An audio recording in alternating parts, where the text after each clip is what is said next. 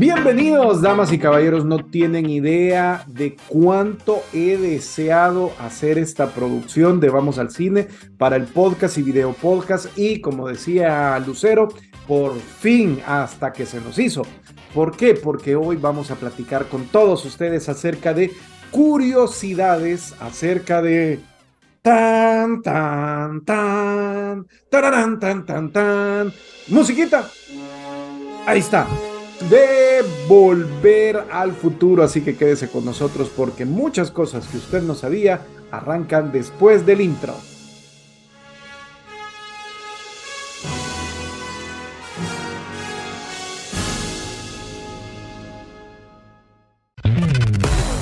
Vamos al cine, tu espacio especializado en el séptimo arte, la pantalla grande, la pantalla de plata, como quieras decirle. Acá encontrarás información, comentarios, invitados, entrevistas, tips, promociones, todo lo que necesitas para estar al día con la información del cine nacional e internacional. No te pierdas nuestro podcast semanal y está pendiente de nuestras redes sociales en Instagram, @VamosAlCineSB. Gracias, damas y caballeros, por esos comentarios, por esos likes, por esos compartidos. Definitivamente sin ustedes no podríamos hacer nada. Gracias por seguirnos en Instagram como @VamosAlCineSB, así como también en Spotify, YouTube, Facebook y Twitter como Representuarte y también como Representuarte SB en TikTok. Soy Héctor Mancía y desde ya le damos las gracias y la bienvenida a su especial de Volver al Futuro. Vamos a ver varias curiosidades que esperamos pues sean de su agrado, de su deleite, y todo lo que usted quiera comentarnos, pónganoslo aquí abajo para que pues podamos platicarlo y podamos revivirlo y contestarle apropiadamente. Así que arrancamos. ¿Qué le parece?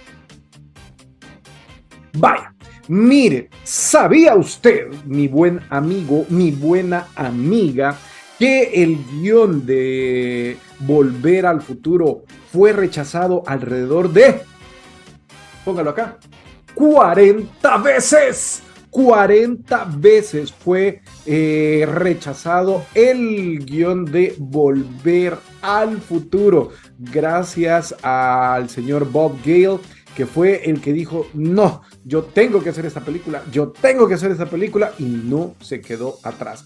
Y es que toda la idea de Volver al Futuro empezó allá por 1980, ya que el señor Bob Gale, que fue el guionista, estaba hojeando el anuario del colegio de su papá, y Gale se preguntó, ¿será que yo hubiera sido amigo de mi papá si hubiéramos coincidido en el colegio? Y de ahí salió la idea que junto con el señor Robert Zemeckis lo empezaron a desarrollar el guión, que tardó 4 años en encontrar a alguien dispuesto a grabarlo. Y pues fue rechazado prácticamente por todos los grandes estudios hasta que lo aceptó Universal Pictures, y gracias Universal por haberlo hecho. Y no solo lo rechazaron los grandes estudios, lo rechazaron varias veces los grandes estudios. ¿Qué tal? Luego le puedo contar que no se iba a llamar Volver al Futuro. ¿Cómo cree usted que se iba a llamar esta película? Pues gracias a Sidney Sheinberg, que era ejecutivo en ese momento de Universal Pictures, pues la película se iba a llamar El astronauta de Plutón. ¿Qué? Y esto pues por el guiño o en la parte de la película donde Marty le dice a su papá que él viene de Plutón. ¿Se acuerdan? Esta es la escena.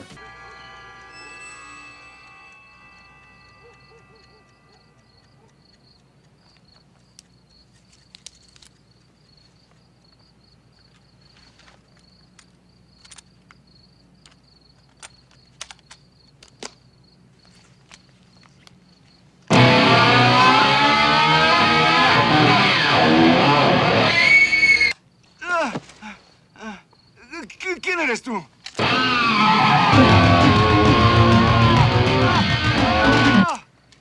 Silencio, terrícola. Mi nombre es Darth Vader. Soy extraterrestre. Vengo del planeta Vulcano. Ahí está. Y entonces, por eso es que le iban a poner así. Y no hallaba el señor Zemeckis y el señor Gale cómo quitarse ese nombre, porque el señor era un ejecutivo así como que de peso, ¿no? Dentro de Universal, y no hallaban cómo hacer. Entonces Zemeckis acudió a Steven Spielberg, su amigo, y ya que Spielberg era un director ya respetado en ese momento por películas como Tiburón e Indiana Jones, entonces dijeron, mira, ¿será que nos podés ayudar? Y el señor Spielberg le envió una nota a Sheinberg fingiendo que le había encantado la broma. O sea, que para Spielberg era una broma, ¿no? Avergonzado, el señor Sheinberg pues dijo no, entonces quizá mejor no le ponemos así a la película y quedémonos con el título que ya tenía. Sin embargo, varias de las ideas de este señor no fueron rechazadas y siguen en la película, como cuáles. El profesor Brown, en un primer momento le iban a decir profesor Brown, pero él dijo que le dijeran Doc Brown. Está bien. Luego a la mamá de Marty, en el guión inicial se iba a llamar Meg, pero él se lo cambió a Lorraine. Y ahora les voy a explicar por qué. Él, el señor Sheinberg, estaba casado con la actriz Lorraine Gary, o sea, quería que se llamara igual que su esposa. Gran enjollada, así ve. Y su mejor idea fue reemplazar en el guión, el Doc Brown tenía como mascota un chimpancé que se llamaba Shemp, pero él propuso que no fuera un chimpancé, sino que fuera un perro. Y qué bueno que cambiaron eso, porque iba a ser medio raro el Dr. Brown con un chimpancé, ¿verdad? ¿Qué te digo? Además, en un primer momento no iba a ser el señor Michael J. Fox, el señor McFly, sino que el actor Eric Stoltz. ¿Quién es Eric Stoltz? Este caballero que tienen aquí, ¿bien? Este señor había pegado mucho para ese momento con una película que se llamaba Máscara de 1985 y Alguien Maravilloso de 1987.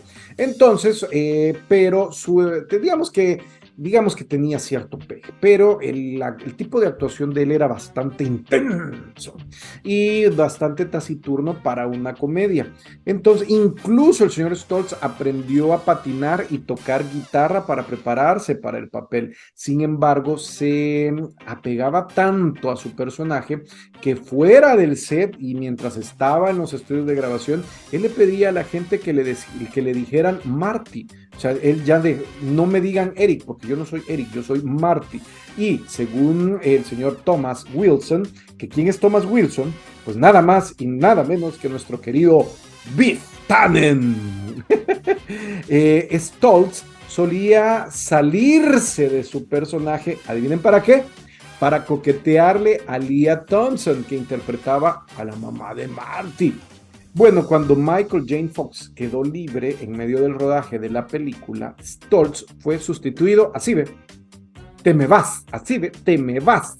Y pues salió de ahí. Pero no se preocupen, Eric Stoltz continuó con su carrera cinematográfica y lo vimos, por ejemplo, en Pulp Fiction de Quentin Tarantino y en Jerry Maguire de 1996. Ahora bien, un dato interesantísimo.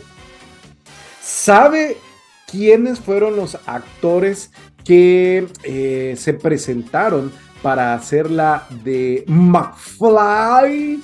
Pues iban varios actores, entre ellos nada más y nada menos que el mismísimo Johnny Depp. Johnny Depp pudo haber sido Marty McFly, pero los electores de casting pues dicen, no me acuerdo de haber tenido a Johnny Depp dentro de las posibilidades, así que creo que no hizo nada del otro mundo. E igual, oiga bien, todos los nombres que se manejaron para interpretar al Doc Brown. Entre ellos estamos hablando de Mandy Patinkin, Danny DeVito, John Lithgow, así que me cuesta, Steve Martin, Michael Keaton, Robin Williams, Donald Sutherland e incluso se manejaron a Eddie Murphy y Bill Cosby. Fue el señor Christopher Lloyd quien se quedó con el papel, ¿verdad? E incluso, ¿sabe quién se barajeó también? Gene Hackman y James Woods. Entonces, pero el señor Christopher Lloyd fue quien se quedó con el papel y, por cierto, él no creía en la película. Es más, leyó el guión y después que leyó el guión que se lo mandaron, dijo, esto no sirve y lo tiró a la basura. Le cuento. El mismo Christopher Lloyd dice, entonces recibí el guión y lo leí sin comprometerme a nada. El borrador que leí en esa primera ocasión era bastante disparatado y si he de ser sincero, dice él, me costó mucho encontrarle algún sentido. Llamé a mi agente y le dije que no iba a volver a ver ese guión y lo tiré a la basura. Afortunadamente para todos nosotros, la esposa del señor Lloyd le recordó la principal razón por la que decidió ser actor y al escucharla le dio la oportunidad a la película, ¿ya? ¿Y cuál era esa razón? Oiga bien, nunca dejes pasar ninguna oportunidad. Eso le dijo, la esposa le dijo, ¿te acordás? Nunca dejes pasar ninguna oportunidad. Y entonces, bueno, ok, le dijo, está bien. Volvió a llamar a su representante y le dijo, ¿sabes qué? Me voy a reunir con el señor Zemeckis, pues vamos a ver cómo es la onda. Y en la primera reunión decidió que estaba dentro de toda la producción. Qué bueno y muchas gracias a la esposa del señor Christopher Lloyd, porque sin él no hubiéramos tenido al Doc Brown. Y volviendo a la situación que le estaba contando, la decisión de sustituir a Eric Stoltz por Michael J. Fox le costó, adivinen cuánto dinero al estudio, 5 millones de machacantes. 5 millones de dólares en presupuesto de la película, más prácticamente un mes de grabaciones, porque ya lo sustituyeron cuando tenían alrededor de 28 días de estar grabando y pues ya tenían la fecha de entrega de toda esta situación, ya aquí la tenían ya tenían que entregar el guión. Entonces tuvieron que empezar a ver cómo recortaban a todos los gastos que pudieran, y es más, modificaron el guión en la marcha mientras estaban haciendo la película, y es más, le digo, el clímax, ¿verdad? Lo que nosotros vimos con el rayo y todo lo demás, en el primer guión, la idea era que iba a tener lugar en una explosión nuclear en Nevada, y que esa explosión le iba a proporcionar la energía necesaria al dispositivo para viajar en el tiempo, y esto iba a ser en recuerdo de una escena al principio de la película donde Marty estaba viendo un documental sobre pruebas nucleares en la década de los 50 y como al sustituir eso por la escena del reloj se ahorraron un gran platal, ¿verdad? Lo cual les permitió de alguna manera mantenerse dentro del presupuesto que tenían asignado. Otra curiosidad, ¿sabía usted que en 1960 hubo una película que se llamaba La Máquina del Tiempo? Vaya, mire, esta película es una novela que está basada en una novela del señor H.G. Wells y dirigida y producida por George Pal y protagonizada por el señor Rod Taylor. La película, por cierto, ganó un Oscar por su trabajo de efectos especiales, y Volver al Futuro le rinde un homenaje a esta película, ¿verdad? En el diseño del panel del control del DeLorean. ¿Por qué? Porque están diseñados con colores rojo, amarillo y verde, que son los originales de la película de La Máquina del Tiempo de George Pal. En la escena inicial, con sus numerosos relojes, la película de Volver al Futuro también recuerda a esa misma cinta de La Máquina del Tiempo. Es más, yo creo que, si no me equivoco, en The Big Bang Theory hay un capítulo donde hablan sobre esa máquina del tiempo y tiene unos foquitos acá, mano. Yo creo que esa es. Ahí está, miren, ahí está ¿cómo que se llama? Ahorita estamos viendo la fotografía de esa escena de Big Bang Theory con la máquina del tiempo. Y ahí están los foquitos, ahí está, para que se dé cuenta de cómo fue la situación. Al señor Michael J. Fox le tocó así de durísimo trabajó prácticamente 24 horas diarias. ¿Por qué? Porque a él lo querían para que fuera Marty, pero no podía porque era una de las estrellas de la serie de televisión Family Ties, que era un boom en los años 80 allá en los Estados Unidos. Entonces no le quedaba tiempo. Sin embargo, otra de las estrellas de la película, quien es Meredith Baxter, estaba preparándose para dar a luz a gemelos, y como resultado de ello, los productores empezaron a adecuar los horarios de grabación de Family Ties acorde a las posibilidades de la niña esta Baxter, lo cual le dio a Michael J. Fox las noches para poder hacer la película. Y durante 9 semanas que duró todo el rodaje, todo el equipo de filmación trabajaba con Michael J. Fox solo por las noches, ya que en el día pues iba a hacer las grabaciones de Family Ties. Fíjense cómo le tocó. En el día grababa la serie de televisión, en la noche grababa la película y tenía un conductor que lo llevaba y lo traía de su casa, ¿verdad? Y que le permitía a él, de alguna manera, dormir un poquito en la ida, dormir un poquito en la venida y dormir unas cuantas horas, ¿verdad?, en la madrugada antes de entrar a su otro trabajo. ¿Qué le parece? Fueron realmente unas situaciones bien difíciles las que le tocó vivir al señor Michael J. Fox para regalarnos esta joya que cuantos hemos disfrutado. Otra curiosidad que tal vez usted no conozca. ¿Se acuerda de Johnny B. Good que aparece en la 1? Esta escena.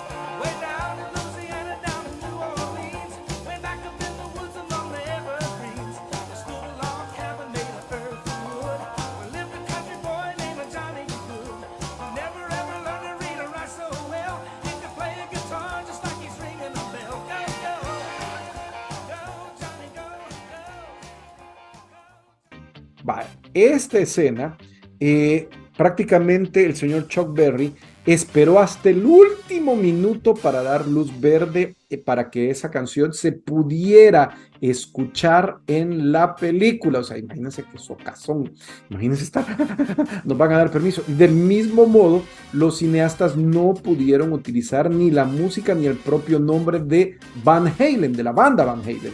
En cambio, Edward Van Halen tocó algunos riffs para la película por su cuenta y permitió a los cineastas utilizar su nombre. No sé si se han dado cuenta, hay un momento en que Marty agarra un cassette y donde dice, en el cassette tiene una etiqueta que dice Edward Van Halen. ¿Ah? ¿Por qué? Porque no podían usar el nombre de la banda Van Halen. Lo que sí pudieron ocupar fue al grupo Huey Lewis and the News, que grabó la canción The Power of Love específicamente para la película y que, por cierto, fue nominada al Oscar de 1985 a la mejor canción original, pero perdió nada más y nada menos que frente a Lionel Richie y la canción Say You, Say Me. Un par de datos musicales. Luego, ya casi terminando esta edición, ¿se acuerda que en la 2 de Volver al Futuro, y un poquito en la 1, se mira que Marty es muy bueno en la patineta y anda de arriba para abajo? Entonces, a pesar de que él sí podía patinar, los productores dijeron, no, mejor no nos arriesguemos y mejor busquemos skaters que puedan ayudarnos. Y entonces vino Bob Gale, que es el guionista, y se fue para Venice Beach en Los Ángeles un domingo a buscar skaters, y cuando de repente vio a dos tipos que andaban por ahí, se les acercó y no sabía que uno de ellos era Per Welinder, campeón europeo de skate. Y es más, Welinder fue el doble de Marty a la hora de las escenas en skate, ¿verdad? En un primer momento Welinder fue el doble de Eric Stoltz, luego el doble de Michael J. Fox fue Charles Crockwell, ¿verdad? Así que cuando vemos a Marty con los skates o en las patinetas, es porque definitivamente pues son profesionales. Y estuvimos a punto, óigalo bien, a punto de que la máquina del tiempo no fuera un DeLorean DMC-12, ¿verdad? Que les encantó a los productores por la manera en que abre las puertas, ¿verdad? Por la puerta de gaviota, creo que se llama. Entonces rechazaron una gran cantidad de dinero, no sé cuánto, porque la Ford quería que la máquina del tiempo fuera un Ford Mustang. ¡Chan, chan, chan! ¿Cómo hubiera sido una máquina del tiempo como un Ford Mustang? Y la última de las curiosidades que le pudiéramos decir es que al presidente Ronald Reagan le encantó la película. ¿Por qué? ¿Se acuerdan?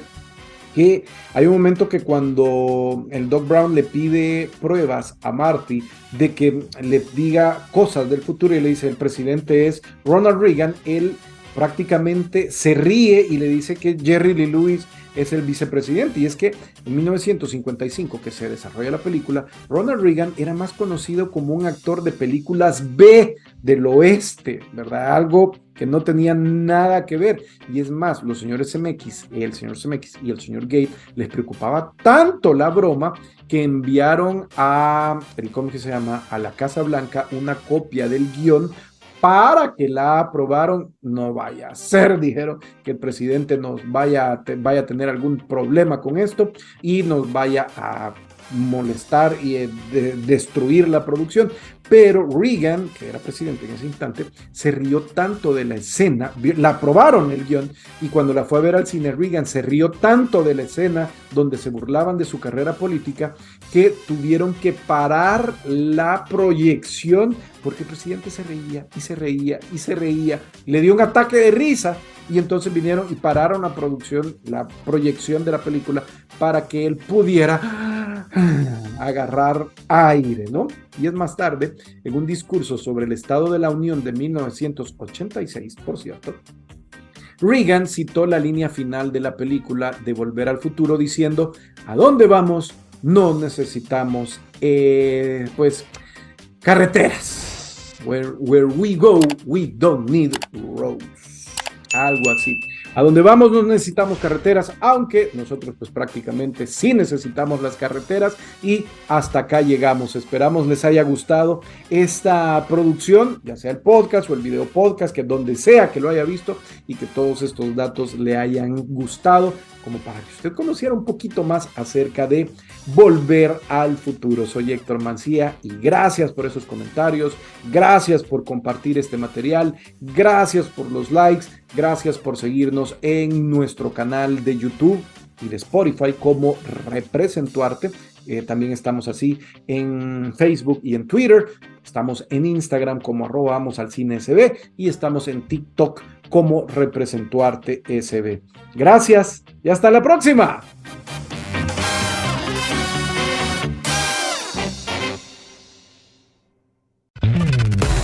Aquí finalizamos. Ha sido un gusto saber que nos escuchaste. Esperamos haberte dado la información que deseabas saber sobre cine. Te esperamos en nuestra próxima edición y también en nuestro Instagram, @vamosalcinesb. ¡Corte!